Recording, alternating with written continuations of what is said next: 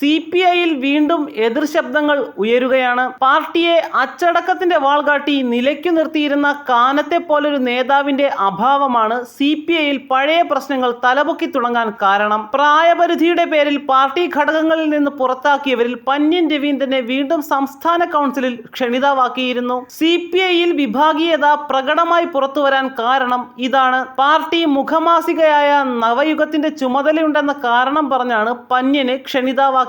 ഇതാണ് ഇസ്മയിൽ പക്ഷത്തെ ചൊടിപ്പിച്ചത്. ഇസ്മയിലിന് പാർട്ടിയിൽ ഇത്തരം ചുമതലകൾ ഒന്നുമില്ല. എന്നാൽ പന്ന്യന് നൽകിയ പരിഗണന ഇസ്മയിലിനും നൽകണമെന്നാണ് കഴിഞ്ഞ ദിവസം ചേർന്ന സംസ്ഥാന കൗൺസിലിൽ ഉയർന്ന ആവശ്യം. വിഭാഗീയതയിൽ കാനത്തോടൊപ്പം ഉറച്ചുനിന്ന മന്ത്രി GR അനിലിന്റെ ഭാര്യയും മുൻ MLAയുമായ ലതാദേവിയാണ് ഈ ആവശ്യം ഉന്നയിച്ചത്. എന്നാൽ C ദിവാകരന് വേണ്ടി ഇത്തരത്തിൽ ആരും വാദിച്ചില്ലെന്നാണ് സൂചന. വിഭാഗീയതയുടെ കാലത്ത് സംസ്ഥാന കൗൺസിൽ സ്ഥാനം നഷ്ടമായ ES ബിജിമോളെയും ഇപ്പോൾ ക്ഷണിതാവാക്കിയിട്ടുണ്ട്. ഇസ്മയിൽ പക്ഷക്കാരാണ് ബിജിമോളെ ഒഴിവാക്കിയത്. എന്നാൽ പിന്നീട് കാനം ബിജിമോളെ മഹിളാ ഫെഡറേഷൻ സംസ്ഥാന സെക്രട്ടറിയാക്കിയിരുന്നു. വർഗ ബഹുജന സംഘടനാ ഭാരവാഹി എന്ന നിലയിലാണ് ബിജിമോളെ വീണ്ടും ക്ഷണിതാവാക്കിയത്. പാർട്ടിയിൽ വീണ്ടും വിഭാഗീയത ശക്തമായി തലപൊക്കുന്നതിന്റെ സൂചനയാണ് സംസ്ഥാന കൗൺസിൽ യോഗത്തിലെ സംഭവ വികാസങ്ങൾ നൽകുന്നത്. കഴിഞ്ഞ പാർട്ടി സമ്മേളനത്തിനു ശേഷം ദേശീയ നിർവാഹക സമിതി അംഗം K പ്രകാശ് ബാബുവിനെ സംസ്ഥാനത്ത് ഒതുക്കി നിർത്തിയിരിക്കുകയായിരുന്നു. ഇവിടുത്തെ ഒരു കാര്യത്തിനും ഇടപെടാനും അനുവദിച്ചിരുന്നില്ല.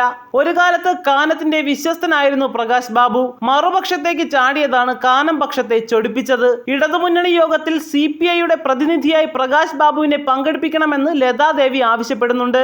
ഇതും നേതൃത്വത്തെ അമ്പരപ്പിച്ചിട്ടുണ്ട്. ഈ ആവശ്യങ്ങൾക്ക് സംസ്ഥാന സെക്രട്ടറി ബിനോയ് വിശ്വം മറുപടി നൽകിയില്ലെന്നാണ് വിവരം. സഖാവ് വെളിയത്തിന്റെ സരസ സമീപനത്തിൽ നിന്ന് CPIയെ കെട്ടുറപ്പുള്ള പാർട്ടിയായി ഉയർത്തിക്കൊണ്ടുവന്നത് സഖാവ് CK ചന്ദ്രപ്പനാണ്. CPMന്റെ ആശ്രിതർ എന്ന അവഹേളനത്തിൽ നിന്ന് പാർട്ടിയെ മാറ്റിയെടുത്തത് സഖാവ് ചന്ദ്രപ്പനാണ്. ഇക്കാലത്ത് കൃത്യമായ നിലപാടുകളിലൂടെ സംഘടനയുടെ വ്യക്തിത്വം ഉയർത്തിപ്പിടിച്ച് CPI മുന്നോട്ട് പോയി. എന്നാൽ CK ചന്ദ്രപ്പന്റെ വിയോഗം CPIയെ സംബന്ധിച്ച വലിയ തിരിച്ചടിയായി. ചന്ദ്രപ്പന്റെ വിയോഗത്തിനു ശേഷം സംഘടനയെ കെട്ടുറപ്പോടെ മുന്നോട്ട് നയിച്ച നേതാവാണ് കാനം രാജേന്ദ്രൻ. തികച്ചും അപ്രതീക്ഷിതമായാണ് കാനം CPIയുടെ സംസ്ഥാന സെക്രട്ടറി പദവിയിൽ എത്തിയത്. എന്നാൽ അച്ചടക്കത്തോടെ പാർട്ടിയെ മുന്നോട്ട് കൊണ്ടുപോകുവാൻ കാനത്തിന് സാധിച്ചു എന്ന് മാത്രമല്ല, വിഭാഗീയ പ്രവണതകളെയും പാർട്ടി ലൈനിൽ നിന്നും മാറി നടന്നവരെയും കാനം വരച്ച വരയിൽ നിർത്തി.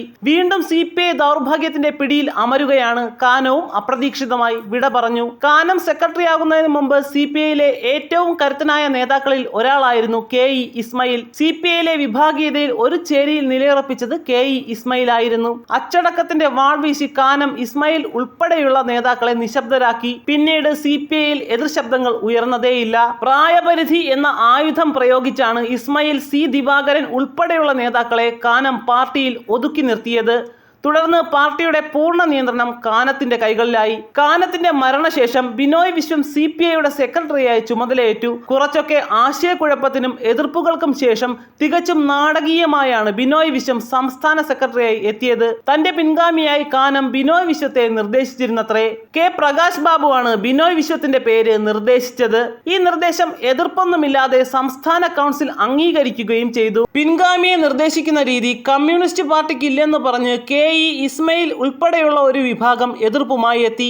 എന്നാൽ തീരുമാനം സംസ്ഥാന കൗൺസിൽ ഔദ്യോഗികമായി അംഗീകരിച്ചതോടെ എതിർപ്പുകളെല്ലാം താൽക്കാലികമായി അടങ്ങി. പാർട്ടിക്കുള്ളിൽ വിഭാഗീയത ശക്തമായി തിരിച്ചു വരികയാണ്.